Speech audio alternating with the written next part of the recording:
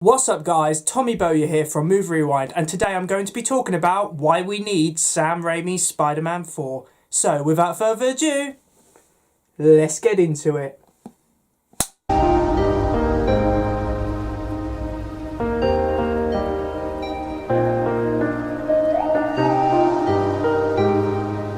So some of you will probably know that ever since Spider-Man No Way Home was released in December 2021, there has been an absolute campaign online to get a Spider-Man 4 for Tobey Maguire and an Amazing Spider-Man 3 for Andrew Garfield.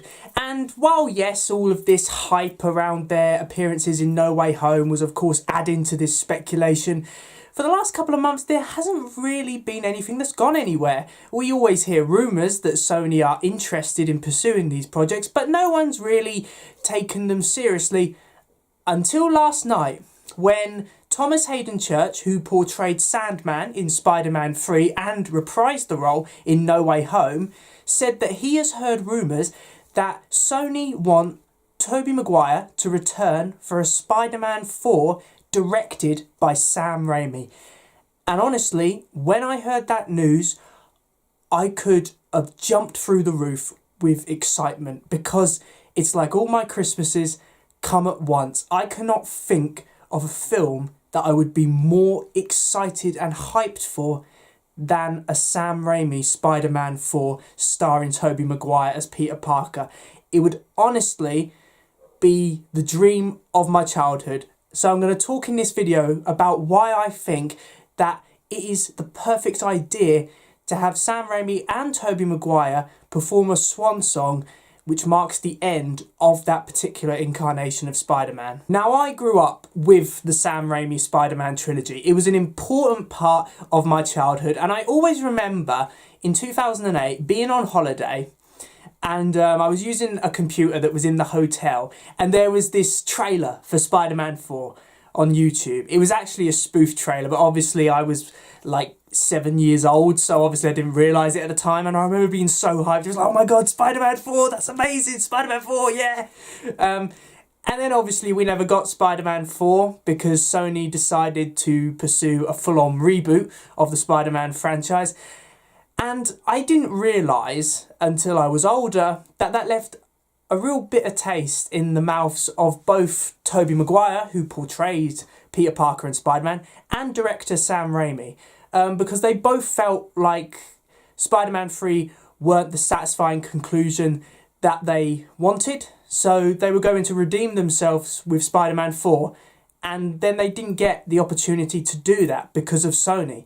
So there was clearly bad blood for many years between Sony and Sam Raimi and Tobey Maguire. But after No Way Home, it looks like that some of those difficulties, some of those resentments have been resolved. Obviously, Tobey Maguire returned to the role, and he was great. He slipped right back in, and he was Spider-Man again. You know, it felt like he had never left the role. So he was great in No Way Home. And Sam Raimi returned to the Marvel franchise directing Doctor Strange and the Multiverse of Madness. And while I really didn't like that film, I don't blame Sam Raimi for it, because I feel like Marvel doesn't allow their directors to have creative control anymore. So I feel like Sam Raimi just didn't get the opportunity to direct Doctor Strange the way he would have wanted it to. But the main thing is that Marvel and Sony seem to be getting on okay with Tobey Maguire and Sam Raimi. And now that Thomas Haden Church has said he's heard rumours that there could be a Spider-Man 4 coming out very soon, obviously the internet's gone wild.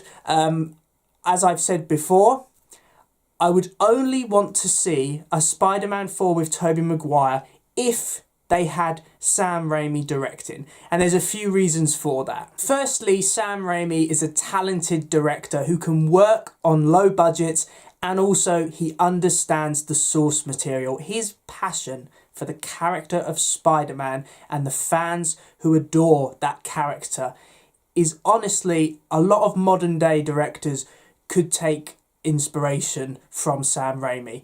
Secondly, it was Raimi's universe. Let's face it, you don't hear many people saying the John Watts Spider-Man trilogy or the Mark Webb Spider-Man duology, but everyone usually refers to the Spider-Man trilogy as the Raimi trilogy. That just shows how much of a personal touch Sam Raimi has had on those films. And thirdly, and I think the most important reason, is his use of practical effects. Sam Raimi is really good at using practical effects. It goes all the way back to his early career as a horror director working on low budgets. And I like how in the original Spider-Man trilogy, especially Spider-Man and Spider-Man 2, practical effects are used. It feels so refreshing. It feels nice. You feel absolutely invested. It's not just CGI, which has had no time to be developed properly like modern day MCU films. It actually feels like proper passion and care has gone into the film by using practical effects. So I think that Sam Raimi would be a brilliant choice for Spider-Man 4. I would only really be on board with a Spider-Man 4 if Sam Raimi was involved, because without him, the film, I don't think it would succeed. And plus, if Sony is listening, which I don't think they are, just let Sam Raimi have full creative control. I mean, you allowed him creative control on Spider-Man and Spider-Man 2, and they were 10 out of 10 films. And even though I enjoyed Spider-Man 3, you didn't allow the man to have full creative control, which is why Spider-Man 3 was a bit of a letdown for so many people. So if you're going to do Spider-Man 4, if you're going to do it right, you need to let Sam Raimi do it on his own, because he knows what he's doing. That is his incarnation of Spider-Man. That is his universe. He knows how those characters would work, and he knows what the fans are expecting from a Spider-Man 4. So you've just got to let Sam Raimi get on with it. In terms of what I would like to see in Spider-Man 4, I personally would like to see an older incarnation of Spider-Man. We kind of got teased in No Way Home that Tobey Maguire's Spider-Man is slightly older now. You know, it's harder for him to do the physical role of the character, but you know, he's still got it in him. And I think that would be interesting to explore an older, more wiser Spider-Man who maybe has to use his intelligence to solve problems rather than just relying on his strength. I would also like to see his relationship with MJ. I'd love Kirsten Dunst to return to the role. I'd like to see that they're married and settled down. I think that would be great to see. Maybe even have a kid. I honestly think that would be an interesting way to go with this film. So yeah, I'd like it to be a proper continuation of Spider-Man 3. I wouldn't want it to really be connected to the MCU in any way. I think you could make reference to No Way Home maybe, but I'd want it to be standalone, independent. I just would want it to follow on from the events of Spider-Man 3. I don't want it connected to the wider MCU and the multiverse and the Kang dynasty. I don't want it connected with any of that. I just want it to be standalone. I suppose the best way I could describe a Spider-Man 4 is kind of like a Top Gun Maverick, in the sense that it's an older hero, it's focused on them, it's still their journey, there's no real passing of the torch to a new hero. It's just a good swan song to an iconic incarnation of the Spider-Man character. That is what I would like to see in Spider-Man 4. And in terms of the villain for Spider-Man 4, I know originally when they were first looking into Spider-Man 4, it was going to be the Vulture, portrayed by John Malkovich.